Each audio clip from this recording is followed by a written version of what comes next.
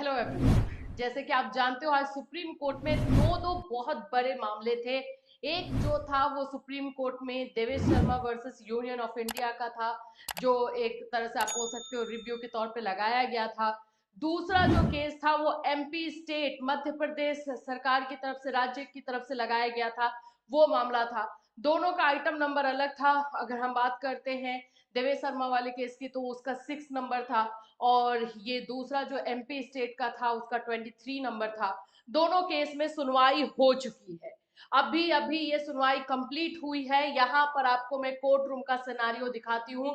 एकदम पूरी तरीके से आप एडवोकेट्स के से भरे हुए इस सुप्रीम कोर्ट को देख सकते हो। यहाँ पर आपको जस्टिस दिखाई दे रहे हैं और जस्टिस अनिरुद्ध बोस। यहाँ पर आप लोगों को जो है ये जो आप देख रहे हो ये एमपी स्टेट के एडवोकेट हैं। यहाँ पर आपको मीनाक्षी अरोड़ा, संदीप कालरा जी, ये सारे लोग दिखाई दे रहे हैं। यहाँ पे बीएड के एडवोकेट है, ठीक है, यहाँ पे डीएलएड के एडवोकेट है।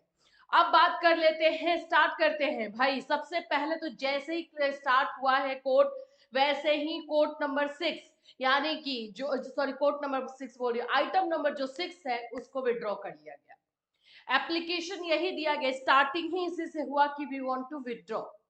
अब विड्रॉ किया गया है क्योंकि इंटरिम रिलीफ कुछ आया है, उसकी वजह से अब जब भी कोर्ट ऑर्डर आएगा तो उस पर क्लियर होगा कि ये विड्रॉ जो है क्यों किया गया, रीजन क्या था। इंटरिम ऑर्डर की वजह से रीजन दिया जा रहा है, तो इसकी वजह से विड्रॉ किया गया। जस्टिस अनिरुद्ध बोस ने इस जो केस नंबर 6 जो था, जो सीरियल नंबर 6 था, उसको विड्रॉ का अनाउंसमेंट कर दिया। अब मामला यहाँ पर कुछ भी नहीं हुआ। अगर मैं बोलूं कि फर्स्ट वाले केस में तो कुछ भी नहीं हुआ, जस्ट विड्रॉ हुआ एंड देन उसको अनाउंस कर दिया गया। जो सेकेंड केस था जो एमपी स्टेट्स की तरफ से था, उसमें बहुत सारे आर्गुमेंट्स हुए जो मैंने यहाँ पे लिखा हुआ है। सबसे पहली चीज, मीनाक्षी अरोड़ा जी बात वही लेकर आई, दोनों पॉइंट बिल्कुल वैलिड था कि दो दो केसेस जो है ऐसे सुप्रीम कोर्ट में आए हैं और दोनों को रिजेक्ट कर दिया गया है। लेकिन जो जस्टिस अनिरुद्ध बोस हैं, जब उन्होंने ये बीएड वाले मामले को देखा तो उन्होंने बोला कि ये it should be go on same bench, क्योंकि फैसला वहीं से आया है तो ये फिर से सेम बेंच में जाना चाहिए। और सेम बेंच का मतलब क्या होता है, justice Aniruddha Bose and justice Sudhanshu Dhulia के बेंच में, जिन्होंने ये फैसला सुनाया है। तो ये एमपी स्टेट वाला मामला जो है वो सेम बेंच में जाएगा। अब ये आज के केस में जो है इसमें हुई सुनवाई में और बहुत सारे पॉइंट्स रखे गए, आर्गुमेंट हो ही रहे थे।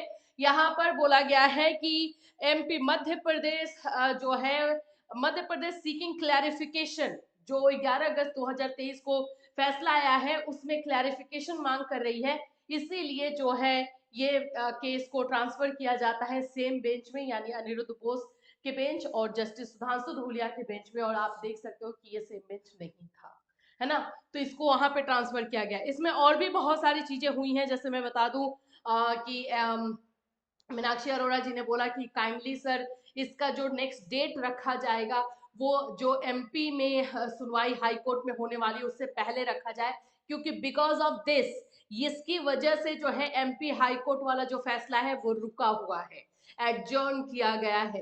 तो उन्होंने ये रिक्वेस्ट की कि 8 फरवरी को जो है वहां पर सुनवाई होनी है एमपी में, तो उसके पहले अगर ये सुनवाई हो जाती है तो वो ज्यादा अच्छा रहेगा उस केस के लिए, वहां के केस के लिए। तो इस बात को कंसिडर किया गया है। जस्टिस अनिरुद्ध बोस ने कहा कि yes we will try to have on Monday और ट्यूसडे, मतलब ये केस जो है मंडे और ट्यूसडे को जो है लिस्ट हो सकता है, ये बात जो है जस्टिस अनिरुद्ध बोस ने बोला है। और जो भी चीजें हैं इसमें उठाने को भी टाइम मिला नहीं, अगर ये लोग उठा भी रहे थे तो जस्टिस अनिरुद्ध बोस बोल रहे थे सेम चीज है कि इसको अगर सेम बेंच में ले जाना है तो इस बेंच में एनर्जी वेस्ट करने का कोई मतलब नहीं बनता है। और यहाँ पर एक चीज और हुआ है, प्रोस्पेक्टिव को लेकर के जो है जस्टिस अनिरुद्ध बोस ने दो चीजें क्लियर की। बोले हैं कि प्रोस्पेक्टिव आप जो चाहते हो कि 11 अगस्त जो 11 अगस्त 2023 वाला जो फैसला है सुप्रीम कोर्ट का बीएड वर्सेस बीटीसी में, वो अगर प्रोस्पेक्टिव लागू की जाए तो उसमें हमें दो चीज कंसिडर की करनी है। एक तो नोटिफिकेशन कब आया है, ठीक है, ये पूरा जो प्रोसेस है इसमें दो चीज आएगी, नोटिफिकेशन कब आया एंड जो नियुक्ति पत्र है अपॉइंटमेंट वो कब दिया गया है। ये दोनों चीजों को देख करके ही जो है ये डिसीजन प्रोस्पेक्टिव वाला आता है, तो इसमें उन दोनों पॉइंट्स को हाईलाइट किया गया है। तो अब इसकी सुनवाई जो है, कोर्ट ऑर्डर आएगी, लिस्ट हो जाएगा ऑनलाइन तो आपको बता दिया जाएगा।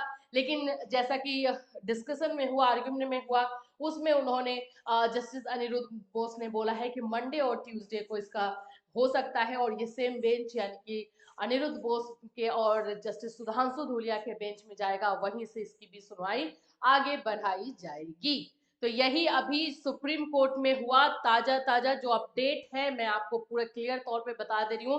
कोर्ट जो सीरियल नंबर 6 था, जो बोल सकते हो कि Devesh Sharma versus union of India में था, जिसमें क्लैरिफिकेशन रिव्यू के लिए जो मांग की गई थी वेस्ट बंगाल की तरफ से, उसको जो है विड्रॉ कर लिया गया स्टार्टिंग में ही। और जो एमपी स्टेट वाला मामला था, उसको जो है आगे बढ़ाया गया, उसको सेम बेंच में ट्रांसफर कर दिया गया है। तो अभी यही अपडेट आया। इससे रिलेटेड कोई और अपडेट रहेगा डेफिनेटली आपको जो है इसी चैनल के माध्यम से इन्फॉर्म किया जाएगा। Till then take care.